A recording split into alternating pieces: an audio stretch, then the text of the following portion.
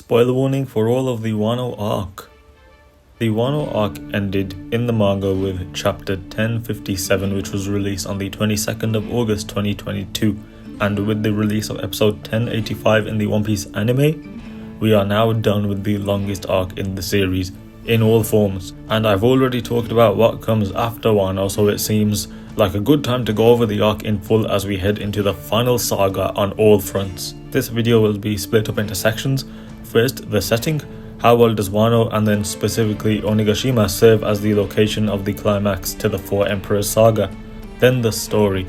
How does the plot of the Wano arc affect the wider story, and how does it hold up as its own self-contained arc? Third, the characters. How do they impact the story and how necessary are they to the plot? And once that's done, the short final section will cover how the anime elevated this arc. Now, in the effort of not trying to make this video 5 hours long, there will be some omissions with regards to what I'm discussing. So, of course, these are my opinions and mine alone, so let me know your thoughts, as well as what I didn't talk about, which you may think deserved a mention. So with that said, let's talk about the most recently completed and arguably most divisive arc in One Piece.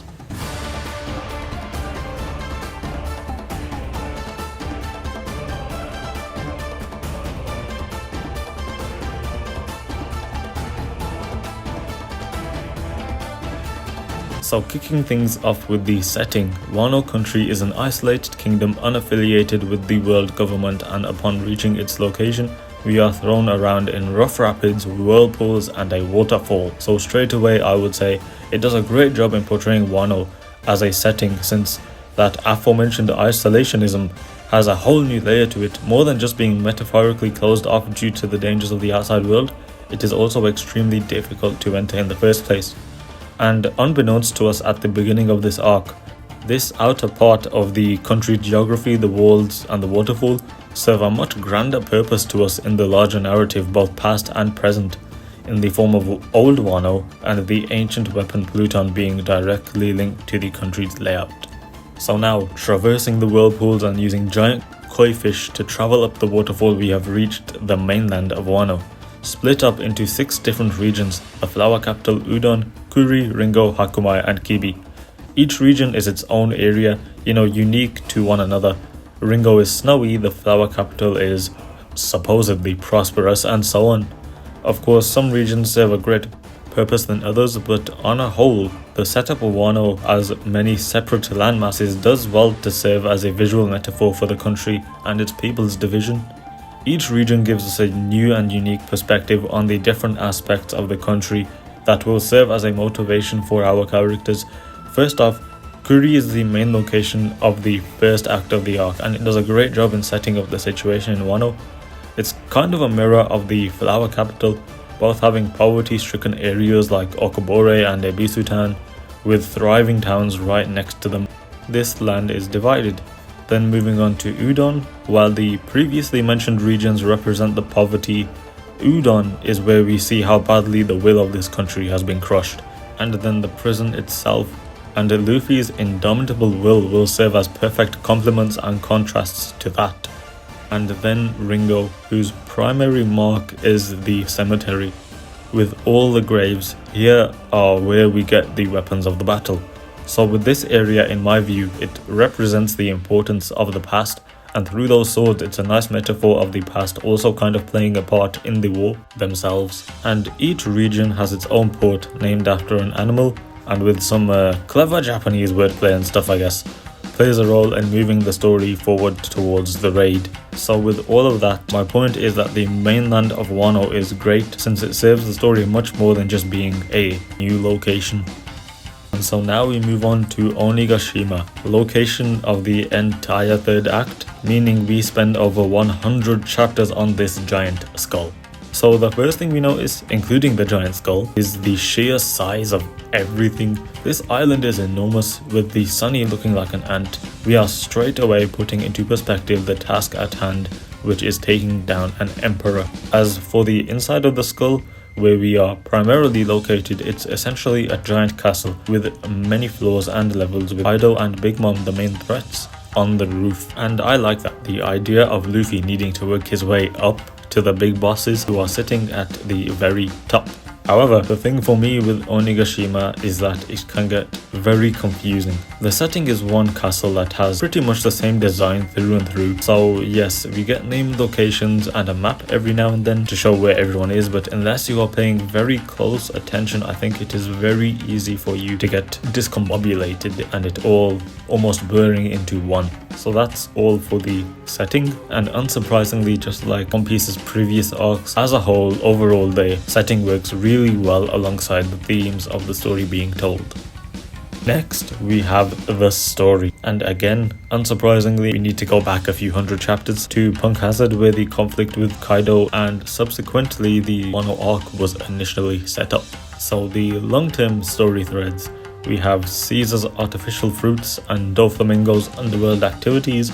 We have Jack's destruction of Zou, Big Mom's pursuit of the Straw Hats after the Whole Cake Island arc. Along the way, we are being introduced to Momonosuke, Kinemon, Kanjuro, Inuarashi, Nekomamushi, and Raizo, who form the Pirate Ninja Mink Samurai Alliance. Now back to Wano. As previously mentioned in the setting section, the first thing we learn is the state of poverty that the vast majority of the country is in, and the need for basic necessities like food and water as the driving force throughout the arc works very nicely alongside Luffy's character, because we all know what's dear to his heart. We also see members of the Straw Hat crew undercover in the country, and the comedy is on point as well. Luffy wielding the Nidai Kitetsu while just punching and also getting an agitated Zoro in the background is just golden, and Law is here, which is kind of meta comedy, you know, since it's the fans saying that he's basically a Straw Hat, which just makes me laugh.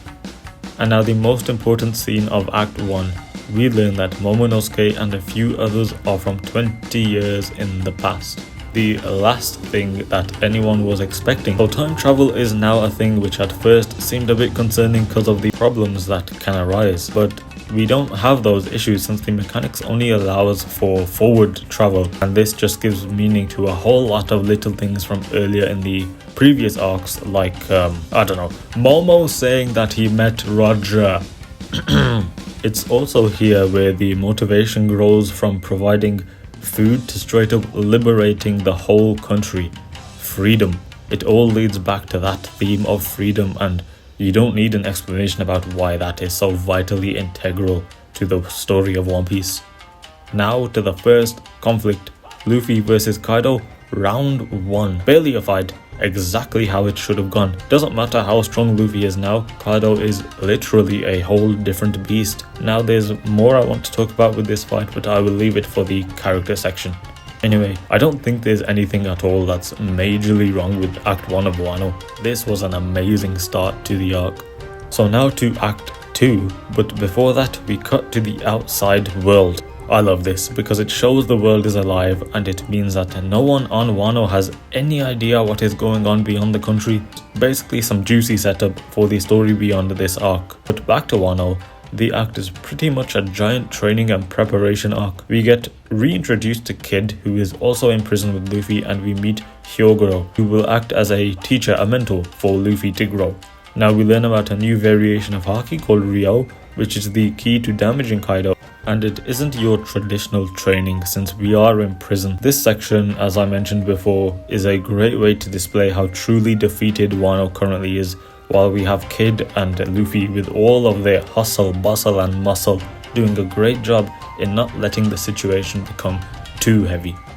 As for everyone else, most of them are making preparations for the raid, but of course it's not as simple as that. I've said it before and I'll say it again, this country is broken, and the arc does an amazing job at portraying that. But also, as much as Wano is their homeland, it is currently occupied by the big bad, so that kind of makes it hostile territory, and this is where the hidden message and a Yasui come into play. Of course they wouldn't be able to pull off a raid if they were just openly discussing it, so they would need some way to get across their plan without raising eyebrows. So we get the crescent moon tattoo and the leaflets, and now to Yasui himself, as well as a Bisutan. On face value, it seems that they are people who choose to smile through all of their sufferings. That alone would be a strong theme to get across, but no, the truth is far worse, and we don't get a comedic balance this time. The truth of the smiles, a mask forced upon them by Orochi because he couldn't bear to listen to their cries. If you really think about the severity of their situation, not being able to cry even when their friend is executed, it seems like some other level of torture. Now this is where things get a little shaky, a bit rough in Act 2. We get one of the two most controversial parts of this arc. So to set the scene, the Big Mom pirates have come to Wano for the Straw Hats. Kaido takes issue with this, so King sends her ship tumbling down the waterfall, but not before Big Mom herself falls into the water. She is found like a beached whale, and I say that in the most literal sense of the phrase, by the way. And a few of the gang come across her body. When she wakes up with no memory of who she is, Big Mom has amnesia. This does a lot for both her character and the story, so let's focus on the story part for now. This got so much backlash. From my viewpoint, it's definitely bad, but not as bad as others may make it out to be. So amnesia as a plot device. Very useful because it is very convenient. Give yourself a blank canvas to do what you need it to do for the story to move forward. But I wouldn't say it's necessarily bad. I also wouldn't say it's good either. So giving it a rating from -10 up to 10, I would say it's a flat 0. Just because it is convenient doesn't necessarily make it bad, but also you don't need to be a top tier writer to include it in your story. Although I would argue that what we get in the third act that builds on this plot point of amnesia is much worse than what we get in Act 2. Not to say that it is amazing in Act 2 either. It's used to get Luffy out of prison and to bring Kaido and Big Mom together. Then we are done with it. It served its narrative purpose, so let's throw it away. For now. We meet Momo's sister, Hiyori, who didn't time jump and was working under a new name, and Zoro trades Shusui for the sword of this country's past hero, Kozuki Oden. Now up to this point, the character of Oden has been given so much weight and we still don't know anything about him or what he did. We know he's dead. He is still very much a central figure to this story, which we will get into in more detail later. Anyway, now that Luffy is out of prison and the main squad of the raid is together, we make the final moves to get ready for the battle. This act, Act 2, definitely has a much faster pace to it than Act 1, and we get through a lot very quickly to bring us to the raid, and I think this section would have benefited from a bit more time being dedicated to it. But with that said, that is it for Act 2. Again, very good, but not outright perfect this time, with a very controversial plot point that sticks out like a sore thumb. Now Act 3, which alone lasted longer than some manga's entire run, and it's in this act where the divide among fans begins to show the most. We again cut to the outside world with some more top tier reveals and lore drops that turn the story on its head with big numbers. And back to the main story, the raid is looking bleak already. Cut to many years in the past. The Kozuki Oden flashback has begun. While most One Piece flashbacks are filled with tragedy, although there is some sadness to be found here, I would say the hype undoubtedly steals the show. We get context for everything happening in the future, and there is a very clear contrast between the past and the present. Wano, although still isolated, isn't suffering yet from the tyranny of Kaido and Orochi. Once Oden has built up the region of Kuri, there are smiles all round, whilst the only smiles in the present are nothing but a mask. And it's impossible to talk about this flashback without mentioning Kozuki Oden's character, but I'll save that for the character section for now, and I will speak instead on what this character and the flashback does for the greater story. Every time we learn a new detail that finally fills in a gap from something from hundreds of chapters ago, it feels so good, and this flashback has that to the max. How did Roger write the message with the poneglyph language in Skypiea? Here's how. Why was Whitebeard's 2nd Division commander spot vacant for so long before Ace? Here's why. I mean, we see Roger fight Whitebeard and reach the final island. The biggest, I repeat, the biggest blue balls a story has ever given me. This is much more than just a Wano flashback. And even then, what we get in Wano, the old Kurozumi witch turning into Shiki, that is the Golden Lion's first official appearance, kind of, in the canon manga. Anyway, this flashback does a good job in displaying the early shift to despair. The present day section before the Straw Hats arrive is absolute rock bottom, but looking at the section of the backstory where Oden returns and doesn't fight Kaido, you can feel the hope fading away from the country. And I haven't even mentioned Toki yet. Anyway, the flashback ends with the death of Oden and the 20-year time jump. We are back with the Scabbards who are in the midst of a traitor. This is a plot point stretching all the way back to Zou, with the mystery surrounding how Jack managed to reach the elephant, which can only be located via a viewer card since it is always on the move. His lack of drawing ability was purposeful on his part. Add to the fact that as soon as it's revealed that it is Kanjuro, from that point onwards Kanjuro does not waver. You sometimes see a traitor side plot concluding with the said traitor fully joining our side because they have grown fond of the characters or they've seen the error of their ways or something like that. But not here. We've got a traitor who stays a traitor. Then Momo is kidnapped, everyone shows up and the raid is back on track and we head for Onigashima. But just before that, we run into an old ally, now a member of the crew. How many chapters, how many years in the making is this?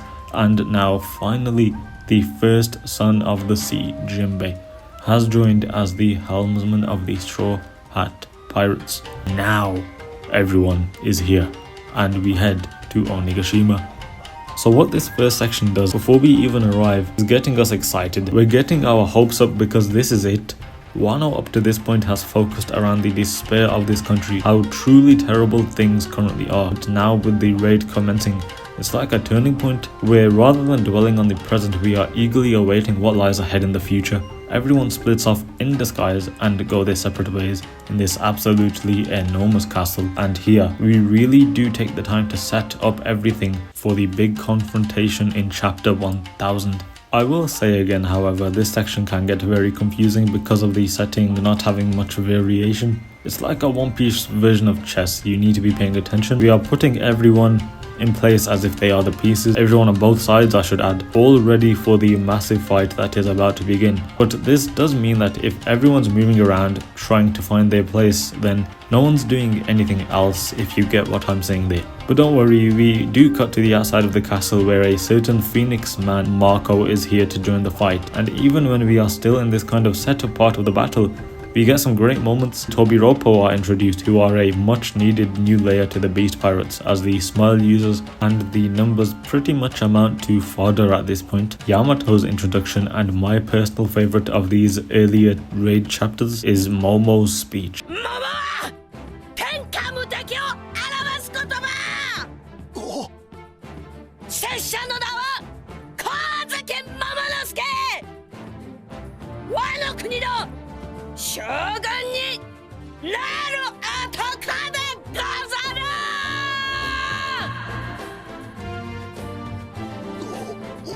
And that brings me to the climax of the setup, Kaido versus the Scabbards. The outcome was obvious, of course. Kaido was never going to lose, but this battle rightly serves more as an appetizer. The final crucial bits of conflict between Kaido and Wano to finally get us ready for the main event, bringing us to chapter 1000.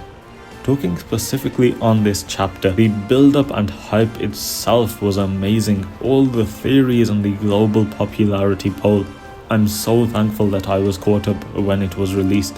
And as for the content of chapter 1000, I think it's exactly as it should have been. People were disappointed, expecting some big revelation to mark the 1000th chapter, like a rocks reveal or something, but I disagree. Some big reveal like rocks wouldn't have worked because although yes, it would have been hype, this isn't Rocks' story. This is Luffy's story, and the way this chapter revolves around him like it's in reverence to Luffy is just masterful. We start with him thanking the Minks for their service. We see Yamato hand Momo Oden's journal, which leads back to Luffy and the new generation, the heart of the story. Then we see Yamato and Ace discussing Luffy's dream as he finally reaches the roof, now standing on equal footing with two of the strongest characters in the entire story. And he's not alone, mind you. He hasn't gotten this far on his own, and this is still the Wano arc. So with the final few pages reminding us of everything we've been through to get to this point, Luffy finally lands a hit on Kaido. He's not the same as when we first arrived. Now for the next 30 chapters or so, this is kind of a tale of two halves. Roof piece, then everything else. The pure gravity of what's going on the roof means that the rest just can't keep up. But also the story doesn't help itself either when we are away from the roof. So I'll talk about that before getting to the insanity above. So right now we've got the Alliance versus the Beast Pirates. Now it's not all bad, the Scabbards rejoin the fight and everyone's individual matchups are set up. And I found Orochi's presence kind of funny, because his character's only purpose now is to allow everyone to get a hit in on him. But it very much feels like we are simply stalling for time here. The Ice Oni virus, which initially seemed like a nice twist to shake up the situation, just seemed like it dragged on for too long. And it takes a shift in the battle on the roof, like Zoro, Law Kid and Big Mom moving down, leaving Kaido and Luffy alone, to finally give the castle conflict some more tension again. And even then, it's not sunshine and rainbows yet, because here we have the return of the Amnesia plotline. And remember I said that I think this bit is a bit worse than the Amnesia in Act 2, because at least in Act 2 it moved the story forward and didn't confuse things. But here, Big Mom and Tama see each other again, and Big Mom enters a mode that we haven't seen before and won't see again. Mothering mode, where she becomes affectionate when in contact with kids under a certain age. Now I don't really have an issue with this bit, like sure, is what it is, but it's the fact that she remembers Tama from her time as Olin. If she remembers that, surely she remembers everything else from the time she lost her memory, and then that opens a whole different kind of worms. It just gets so confusing. Anyway, Kid and Law arrive and we have all of the final matchups set up, but back to some more controversy yet again. So Kaido has moved to clean up the rabble, where he runs into Kinemon, Momo and Shinobu, and in an effort to save Momonosuke and give them time to run, Kinemon sacrifices himself. So Kinemon, were you killed? Sadly, yes, but I lived. What? how is this man walking and farting his way around? The explanation of Law not attaching him properly after Punk Hazard partially makes sense, but surely he would have felt something much sooner. But really, even then, just why? Now, I'm not saying Kinemon had to die then and there, but once Kaido shoved a blade through him, he had to go eventually. Like, if he gripped alive for long enough to see Momo become Shogun and then die from his wounds, that would have been a brilliant way to go, but he doesn't die at all. Now, this is a story writing thing rather than a character writing thing, but you don't need telling how the community hated Kinemon's guts after this. And that kind of isn't fair on Kinemon, honestly, but it just goes to show how much people hated this outcome. This is the first fake out death that genuinely got to me, because unlike the others, we have been with and grown close to Kinemon over such a long period of time, so his death would have meant so much more than those other fake outs ever could. Never mind the fact that Kid and Law both awakened the devil fruits in this chapter, but no one cares because this is what came before that. But let's lift the mood now with Roof Piece. And let me tell you, this battle does not disappoint. These heavy hitters throwing huge punches with a nice dose of comedy. The power gap is instantly apparent, and you know it's well done when everyone is getting their moment, but it doesn't feel like they are doing more than necessary. Like, we get hits in on Kaido, it's enough to show an increase in strength, but not too much as to where we seem overpowered. You know, like Luffy is knocked unconscious, so he's basically been beaten again. Kaido is definitely the standout in this section, and I have so much to say on him. Tanking attack after attack, Luffy taking the initiative, the return of 9 sword style. No wonder we didn't want to cut away when this is what we were getting. And then that brings us back to where Kaido and Luffy are the only ones remaining on the roof, with the biggest grins on their faces, which tells the whole story. Third time's the charm now, maybe? Nope, Luffy gets beaten again. Of course, Luffy does manage to get up with the help of Caribou and an adult Momonosuke, and in the meantime Yamato stalls Kaido. Once again, Luffy returns. We now have the main event. Back in the castle, we are finishing things up with the matchups. Franky deals with Sasaki in typical Franky fashion. Jinbei vs Husu is where the sun god is mentioned for the umpteenth time, but we get the name Nika. And yes, this fight is very exposition heavy, but I would be lying if I said that it didn't hold my interest. Robin finally back in a one-on-one fight for the first time since Skypiea, and the demon symmetry, it doesn't disappoint. Sanji's fight versus Queen and Zoro's fight versus King both have their respective themes, like nature versus nurture with Sanji and the tech aspect of Queen, then Zoro and King's back and forth as the two right-hand men of who they respectively believe will become the king of the pirates. Now we are starting to look like the crew of an emperor of the sea. And in the meanwhile, Kid and Law defeat Big Mom. You cannot overstate how huge this is in the context of the story. Back to the roof. Drunken Kaido is a great way to lighten the mood in this tense situation while keeping the action going. And I could have watched the back and forth between him and Luffy forever. So how about 4th time's the charm? Nope. Eyes blacked out. Luffy isn't just knocked out this time, he is gone. And the vibe in the one chapter we get where Kaido comes down to the castle is chilling, even if we know Luffy is gonna come back again.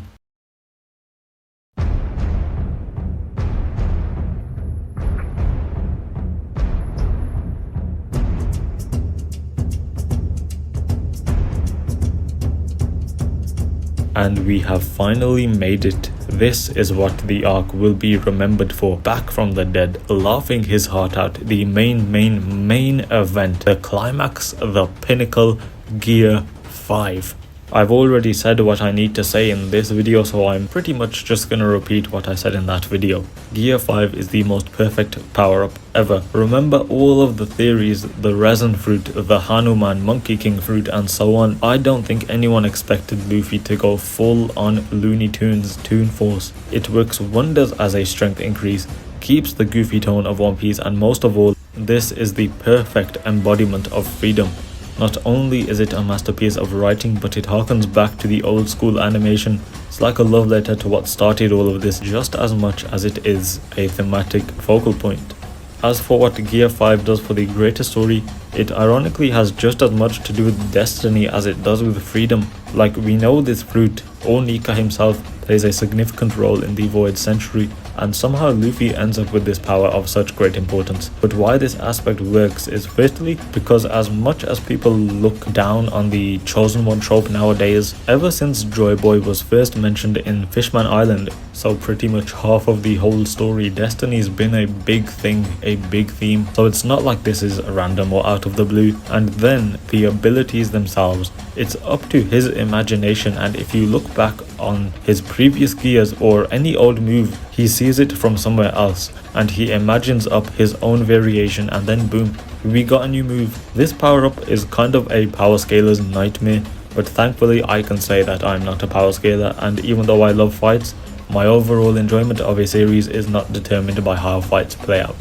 So yeah, Gear 5, I cannot praise it enough. Now what I love about this final part of the raid is that while you have this otherworldly fight happening up above, we have everyone below in the castle dealing with the fire as Raizo's water flushes in, while you have Momo pulling the island outside. Now I said that earlier that whenever we moved away from the roof, we basically didn't care. But what I like here is that in the castle, we've already won. The battle in the castle is over and we are now kind of just tying everything up and bringing it all together to conclude the raid. So now, even when we cut away from Luffy vs Kaido, that is still the focus, because with everything else having already been dealt with, us as the audience and the characters are now looking to that fight. Luffy vs Kaido will now decide everything. I hope I worded that well enough. Luffy vs Kaido is the last thing left essentially, so everything else is banking on that fight one way or another. So now it's do or die. And next up is the Kaido flashback. It was around half a chapter in length, which obviously we all wanted a few chapters for this flashback, but how about what we did get? So one thing about this flashback that it always had going against it is that before it even began, it's our expectations. We were looking for Joy Boy information, we were looking for rocks showing up, and we didn't get any of that. Now I'm not saying having expectations is bad, but if we are expecting something big and we don't get it, then we are going to feel a little disappointed. What we did get is good, like him being used for politics and how he grew after that, wanting a world of war and violence, but we didn't get nearly enough, and that's the biggest issue. Take the 2 points that we did get that I just mentioned, you can make sense of them, but it's like, here's point 1, here's point 2, here's point 3, and done. How this flashback would have benefited from us getting the in-betweens, you know? And finally, that brings us to the moment where Kaido tells King that Joy Boy is the one who will beat him, as Luffy shouts what kind of world he wants. he finally beats Kaido. 5th time's the charm. And the funny thing about this is that Oda said that we won't be able to beat Kaido with just a big punch. And then we get Bajrang Gun. He was definitely laughing to himself when he said that. But also, it's not just a big punch, it's an island-sized punch, packed with armament and conquerors to the brim, with all the hopes and dreams of every citizen of Wano and a cherry on top to create, in my opinion, fully satisfying way to end the fight.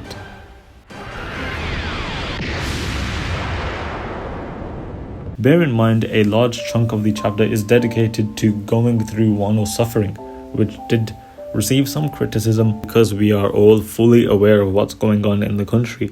But it works because we get everything that these people have been through thrown in our faces right before the moment that all of that pain is about to come to an end.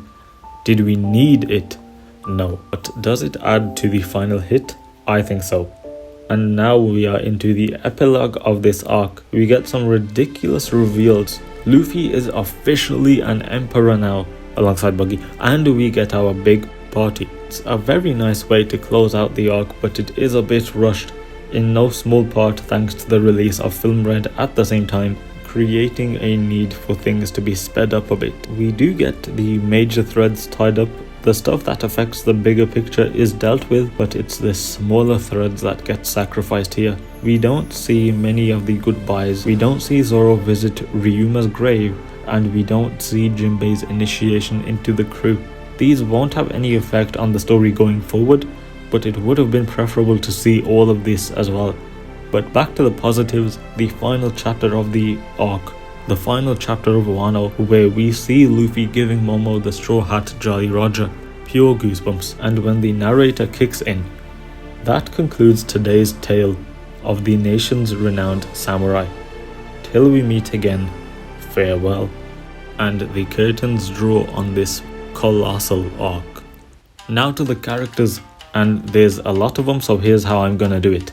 In order: the Beast Pirates, then Big Mom, then Law and Kid, then the Scabbards, then Oden and Toki, then Yamato, then the Straw Hats, then Momonosuke, then Luffy, and then finally Kaido. So 10 subsections in all. And starting with the Beast Pirates, it was a non-negotiable that they needed to be a threat, and obviously Kaido is.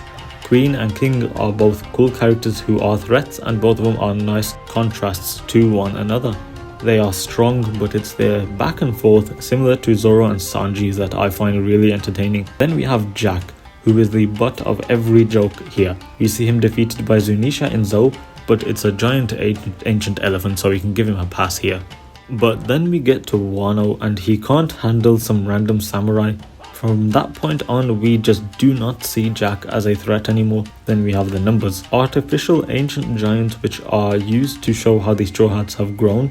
And that's it. The Smile Fruit Eaters, a very unique concept that introduces some great comedy in Wano, but when we are deep into Act 3, they kind of just get in the way, and they end up switching sides anyway thanks to Tama's Devil Fruit.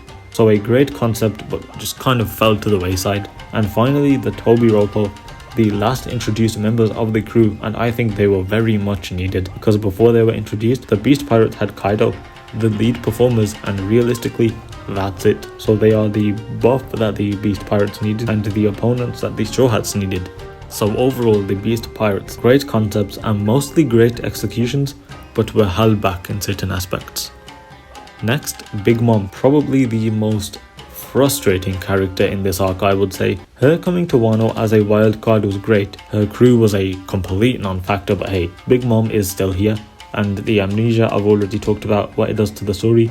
But as for what it does to her character, honestly it's not that bad. Firstly, she almost drowned, so she had a lack of oxygen, and that can cause memory loss, and she's a devil fruit eater, so I'll give the benefit of the doubt here and say that made things worse. So now she has amnesia. It's not that bad because she has a history of losing herself, like her hunger pangs or when she ate the kids and Mother Carmel. So it makes sense for her to have memory loss. What it does for the story, it is what it is. And like I previously mentioned, the interaction with Tama confuses me. Then the fight with Law and Kid.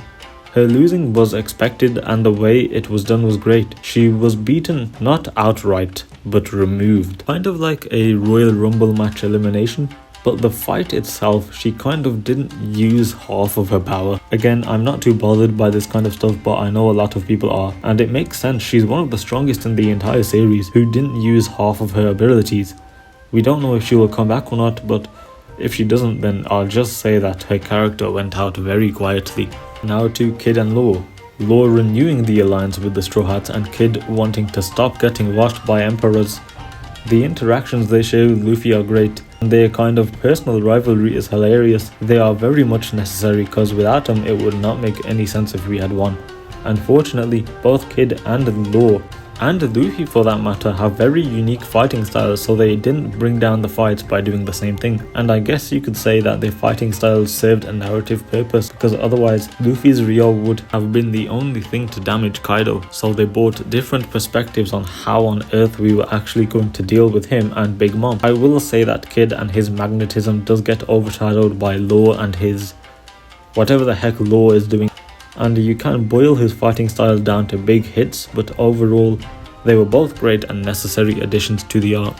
And now we got the Scabbards, the former retainers of Kozuki Oden, now looking to regain their country alongside Oden's son Momonosuke. Firstly, a complaint was that they should have been more impactful because this arc is their story, but what I would say is that their role would always be that of a supporting characters, away from the Straw Hats as well. Even if this arc centered around their struggle, Momo was the main character of Wano and they were his supporting act, so they got as much focus as they needed, I think. And each of their members are unique. As a collective, they do work, but the issue is that there is 9 of them, and although their characters are unique, as I said, I feel like that the same effect could have been achieved if there was less of them. You know what, this is probably the part where that earlier complaint came from. The more of them there are, the less page time each of them get. They each have some impact, like Kawamatsu and Hiyori or Ashura Doji's complete loss of hope.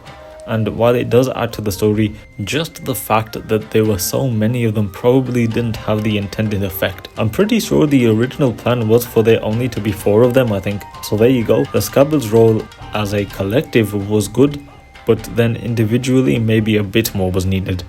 I guess this kind of shows Oda's creativity is both his biggest strength and his biggest weakness. Now for Oden and Toki. Primarily Oden, but also Toki. Starting with Oden, he is just as much the focal point of this arc as Luffy or Momo. First mentioned in Zou, he has been very intriguing, and then the flashback gave us all we needed to know and then some. We hear about all these incidents that he caused in his childhood, and I always saw some similarities to Hercules and his labors, in the sense that Oden's exploits are told like the stories of some mythological figure, and this helped to build him up as the guy. Take when he cuts the giant boar in half. The cut is so clean that no one was killed. You ever hear the term a Herculean feat? Well, this is that thing. He's presented like something out of folklore, and it's very well done. This is why when we see him tussling with Whitebeard and Roger, it looks legit, because he's written as one of those top tiers. Then we see his human side too, him dancing in the streets to keep the country safe, fighting and almost beating Kaido. And of course, Oden wouldn't be Oden if it wasn't boiled. What a character. And here's my take. If he had survived, he would have surpassed everyone, including Roger and Whitebeard. Now Toki. She is 100% showing back up in the Void Century flashback whenever we get that. And the interesting thing is that from what she says, it seems that if she didn't meet Oden, she would have jumped even further forward, most likely to present day. Anyway, she is definitely more important than just this. Next, the Yamato, offspring of Kaido, who is kinda like a mirror to Momonosuke. Momo, Oden's son, who is a dragon, and Yamato is the opposite. But the thing is that I think her admiration for Oden, to the point of imitating him, is both a pro and a con. First off, it's cool seeing Yamato confusing the heck out of everyone, and seeing how her and Kaido interact. And I see her wanting to be Oden as almost like a coping mechanism for her, because we know how she was treated as a child, and we know Oden is like a hero to everyone.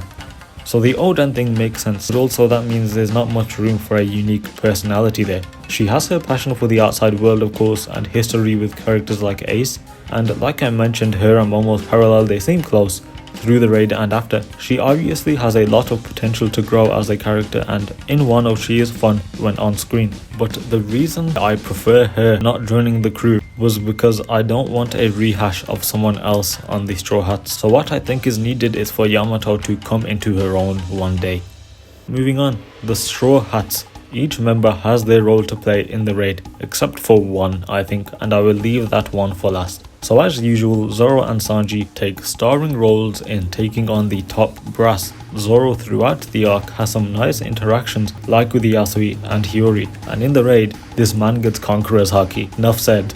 But anyway, it's kind of nice seeing Zoro forming these bonds with the people in this arc. Like, he's normally the silent badass, but it's seeing him opening up a bit, if you get what I mean, it's kind of nice. And this is Wano, and he is essentially a samurai, so you know. But on that same note of him pretty much being a samurai, I feel like people were expecting more. Coming off of Whole Cake Island, which was essentially Sanji Central, Wano seemed like the perfect arc to do the same thing with Zoro. And this isn't really a spoiler because we got this in an SBS rather than in the manga, but I'll put a spoiler tag anyway. So what we got is Zoro's family tree, and this annoyed a lot of people because we now know that his family is from Wano and that he is related to Ryuma. It would have been nice to have this in the actual manga. Now this doesn't annoy me as much as others because, as I said, it's a family tree, not a full-on backstory like we get with kids in an SPS. Add to the fact that we don't even see him visit Ryuma's grave afterwards in the manga. It just seems like a bit of a missed opportunity. But what we did get of Zoro here, I loved it. And then Sanji, whose development is a sight to see. The inner dilemma he has struggling with two sides of himself, with Queen opposite him who is the perfect opposition to bring out his fears, and Wano gives us so many questions about what he is. Like, with all the fire, does Sanji have some Lunarian DNA in him? Now that's not to say Sanji's other tendencies have gone away, because they are very much still here. But overall, this arc does a great job at building upon what we got with him in Whole Cake Island. Then Jinbei, his first outing as an official member, and with that alone he's done enough to play a vital role. His fight is used for exposition, but the one-liners he was throwing at Who's Who over the discrimination had me on the floor, and he shines when he helps Rizal stop the fire in the castle. From the Sun Pirates to working under the Sun God, there is just no way that you can dislike Jinbei. Now to Robin. Finally fighting again after so long, and it doesn't disappoint. Her coming to Sanji's aid was actually very refreshing, and Demonio Fleur was a shock, but a very welcome one.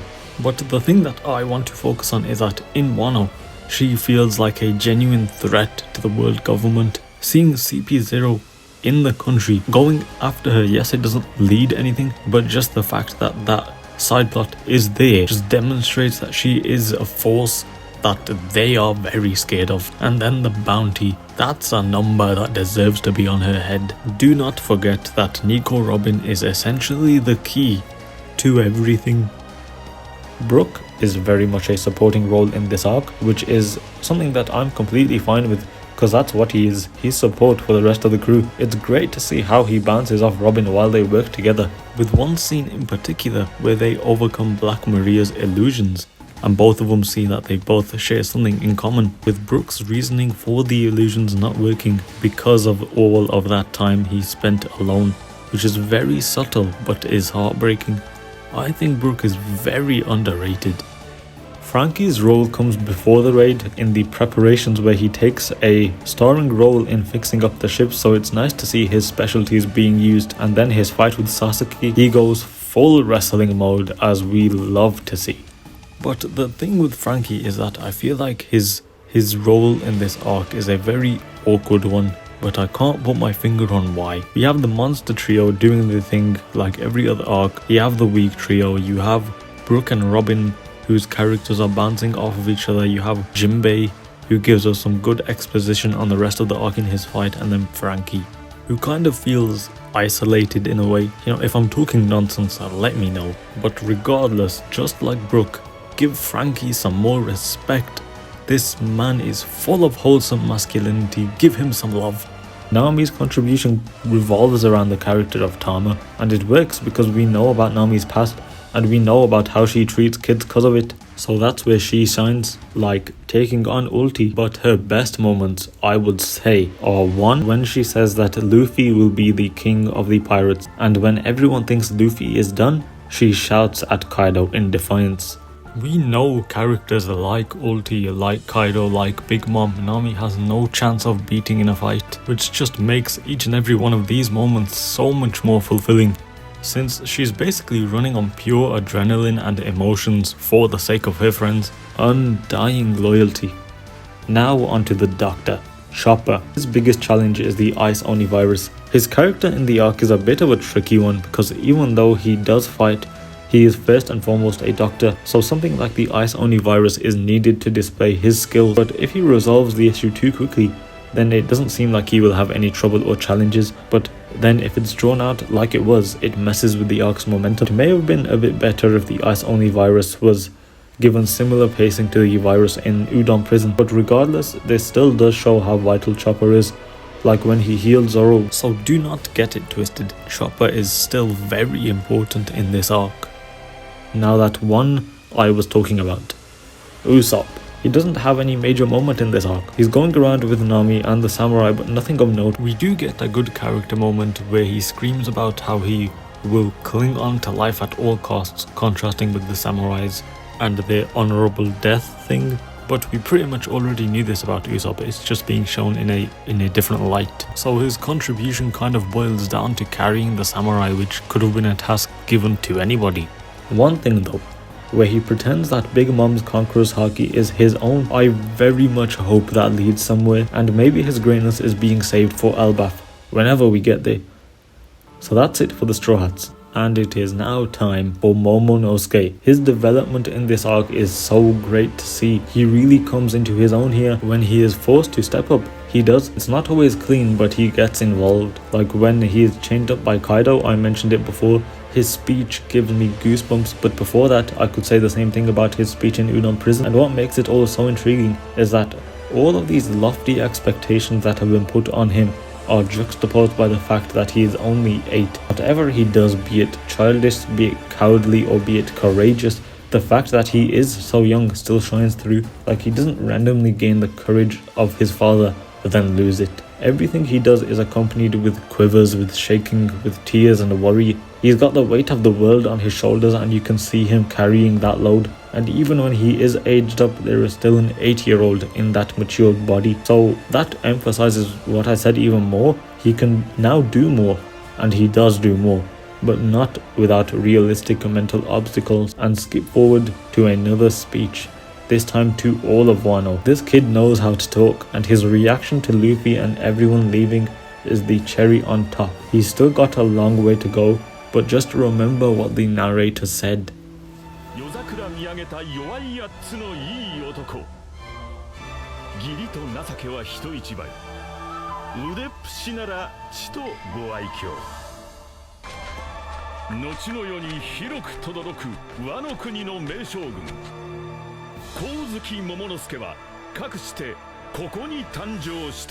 And this next character needs no introduction. It's the man, the myth, the legend, the monkey, D. Luffy. There's so much I can say about him, but back to the beginning where Kaido blows up the ruins of Oden Castle and supposedly everyone with it. We see a great character moment where Luffy decides to go for Kaido. He broke down when the crew was separated, and the same when Ace died, so he's been through it. And here he decides to push forward and believe in the crew and their ability to, well, stay alive. And that was great to see. And of course, the success of this battle revolves around him. People say that Luffy's character doesn't grow, he doesn't develop, and well, that's because I don't think he needs to. He's a goofball, and sometimes he's almost a complete lost cause, and he's dumb, but he is smart in the ways that matter. He gets people's emotions and he understands, but let's go to the fight. Even before Gear 5, he does not stop smiling. He's having fun, but he didn't forget what he was fighting for. And then Gear 5 itself, one of the reasons why Gear 5 works so well is because Luffy is who he is. His personality is the make or break point for it, and it definitely makes it. I mean, he just lives life to the fullest, to the funnest, to the freest. He is my main character, and I would not have it any other way. And the final character, Kaido. and I purposefully left him till last because I am a big Kaido fan. The big bad. He is the unstoppable force and the immovable object all in one. So from the start we know about his drinking habits, and he is basically depressed, looking to die. So he's already interesting. And into WANO, those things are doubled down on. He has some cold one-liners and a great character design to go with it. But most of the stuff that endeared me to him comes from his one-on-one fight with Luffy, because the whole time he is also smiling, he's getting drunk and having fun, all the while spouting some philosophy to us. Watching how he was acting while on the other side you have Luffy giving it his all, which made for some absolute cinema. And then there's the stuff that I don't really know how to put in the words. Kaido has aura. It's like the way he carries himself, and like I mentioned, his one-liners, pretty much everything he said was clean. The definition of suffering from success.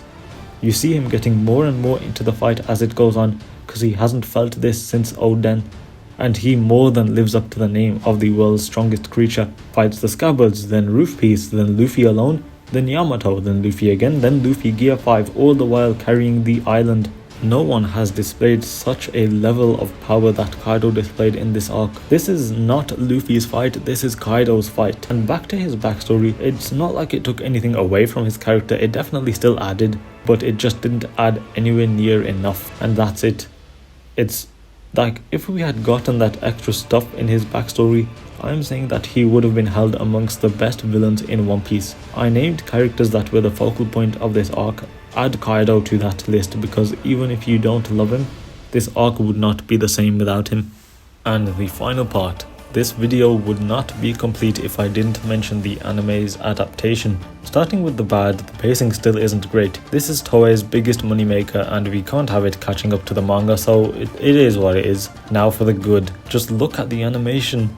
Who would have thought that One Piece would ever looked this amazing? They did justice to so many great moments from the manga, and even the soundtracks of the arc go crazy. So the combination of those two is just too much.